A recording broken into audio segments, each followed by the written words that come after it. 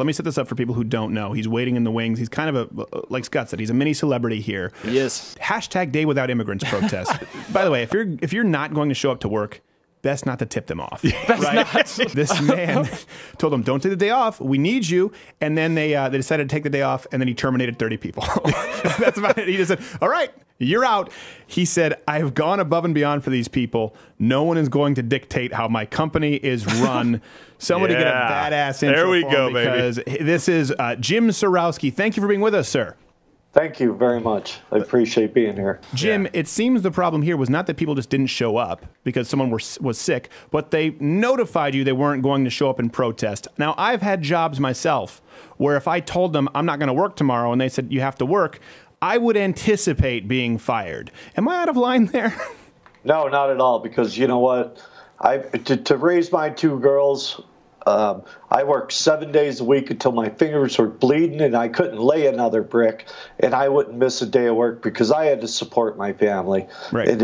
And that's my stance on that. Well, so did they tell you beforehand they weren't, because I know there was a trend, everyone was talking about it. Did they say, hey, we're not going to show up to work and protest, and you had a conversation with them? I did get a phone call from the foreman who orchestrated the whole thing. It wasn't all the guys on the jobs that just decided they were going to walk off. It was the foremen that shut the job down. And I told them, I says, you know, if you take the day off, you're going to be fired. And and they took that as a maybe? Yeah, it's pretty simple.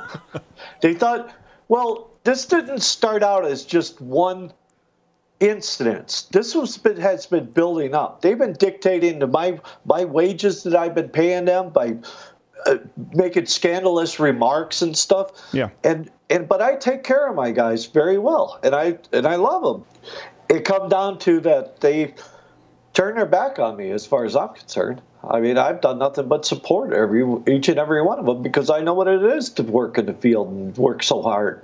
Right. It was devastating to me for them to take day off. And I have 5, 6 other jobs going on that they all worked. Right. Yeah. They're all still working. Well, so have you replaced these people yet, or is that a whole process? No, I replaced them all. Well, that happened quickly. Yes. So, I make shit happen. Yeah, well, that's hence the reason you are Jim Sorowski. So, has the feedback been mostly positive or mostly negative? I got all kinds of different negative. I mean, every phone call I got was negative. Now it's starting to become 50-50. Yeah. Well, I think that's just because I think there's sort of a fuse on that, a long fuse, because the media tends to lean left, and it might take a while for people like us to actually get a hold of you. As a matter of fact, there were other people who did this too, Jim, and our booker was calling on the list, and they just said, listen, this has become such a crap show. I've gotten so many threats. I don't want to talk about it. And they were afraid, and you were the only one who sacked on up to the plate, so we appreciate it. Well, I appreciate you giving me the opportunity, because you know what?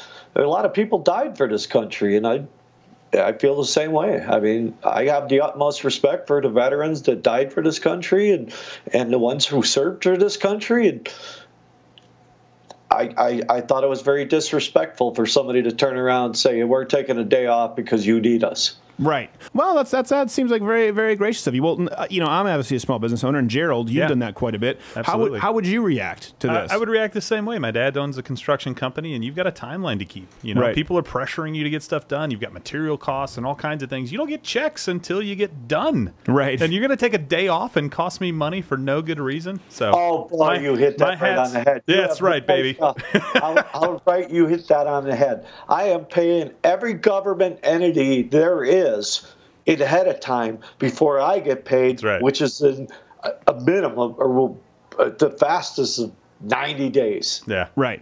Yeah.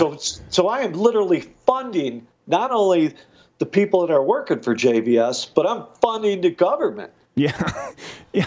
Well, you're funding the government, who often a lot of these unions give giant kickbacks to in order to give them favorable laws as well. So it's a never-ending racket, right? It's like, all right, join the union. What if I don't want to join the union? Well, you're in a state where you have to join the union. Okay, now the union's going to support this Democratic candidate for president who's going to create pro-union laws, and then this happens.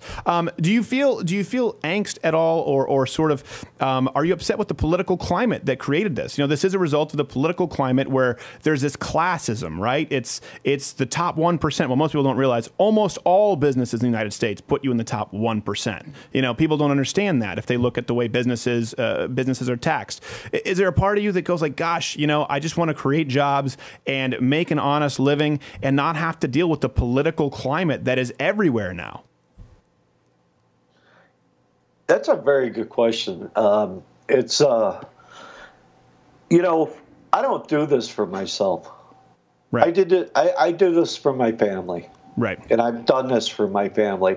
And I have the utmost respect for everybody in the field that's going to work as hard as I did. Right. And that's what it comes down to. It's not about, you know, sure, I enjoy perks now and again, but sure, it's, you know. Yeah.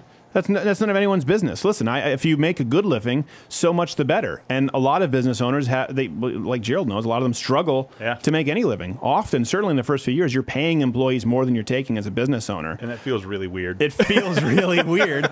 And then it feels especially... But it's the truth. It's the utmost truth. I can't tell you how much I struggled to start this company. I mean, I was banging my head on the desk at night at 11 o'clock because I was so tired, because I was driving truck, I was laying brick, I was estimating, and people want estimates from me, and I just got so tired that I just banged my head on the desk going, oh my God, why am I doing this? You hear that? That's tax him. That's a lot of privilege going on. From that. That's a lot of privilege going on there. You had a desk. Yeah. Well, by the way, banging your head on the desk, let's keep that to a minimum. That's not necessarily good for longevity. You have a lot more. You have other employees to worry about. Hey, that's what my psychiatrist says. Yeah, exactly. That's good. That's good. Exactly. Until the employees don't show up and you can't foot the psychiatry bill, and they say, "Let me help you." Go ahead, right there. But that's not the case. No. No, because I care about them. Right.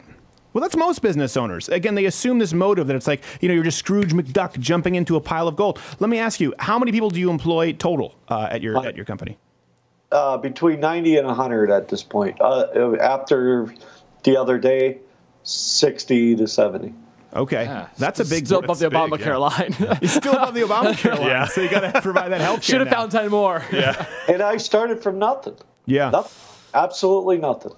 Gosh, well, I mean, it's an odd time in history where at one point we'd be having Jim on just as an interview, you know, or any news channel would, just as an American success story. Hey, look, white picket fence, American dream. This guy went out, he made an honest buck, he worked hard, and now he's enjoying the fruits of his labor. Instead, nowadays, the first story you hear is big evil business owner who laid off people who decided not to show up to work. It's crazy. It's in that. You know, and that was it. It was bottom line is, you know, I take care of you guys. I support you guys. So I took it personal for you not to show up. Sure. Because you hurt me. Because I'm the one that has to, bottom line, deal with the contractual obligations. Yeah. I'm the one that I have my name on it. Right. Well, that's a productive mindset versus the mindset of someone who actually it can be really selfish. It's a lack of consideration for other people in the company or the people who employ you. There's a certain amount of irony in let's protest and see how you can live without me, and then they hire new people the next day. Well, to tell you the truth, I mean, you guys hit that right on the head too. It's, yeah. You know, I'm pretty resilient. I'm not gonna give in to somebody's. Yeah. They are going to shut America down. Yeah. For a day. Right. And that you are going against everything that I was raised upon. Yeah. And my beliefs. You're not. When I'm at 100% pure Polish. Both my grandparents came over from Poland, and you know what? They did nothing but teach me how to be an American. Yeah. And to respect it. Well. And to honor it. Well, that's a good point. I mean, listen, people say we're a nation of immigrants. Actually, no, we're a nation of people who came from other countries to become Americans. When you're here, you're no longer an immigrant, you're an American, and that's the beauty of a cultural melting pot. Hey, one thing to keep an eye out, though, we do have to go. Jim, there is going to be hashtag Day Without Women. So if you have any female employees, be careful. Expect to be laying some of them off, but a nag-free day. So it's going to be fun. It's going to be a good time. I got a soon-to-be ex-wife, so I'm all into it. Hey, if you like this video, subscribe. by clicking the button that says subscribe. If you're not aware of it now, there's no way you're learning the internet at this point. I'm not going to help you. But this was clipped from my daily show, available exclusively to louderwithcrowder.com/mugclub members. If you're a student, military, or veteran, entering that promo code, it's less than $6 a month, and you get daily content. No more clips, plus this hand-etched mug. Oh, when I feel it, I got a chill like on the inside.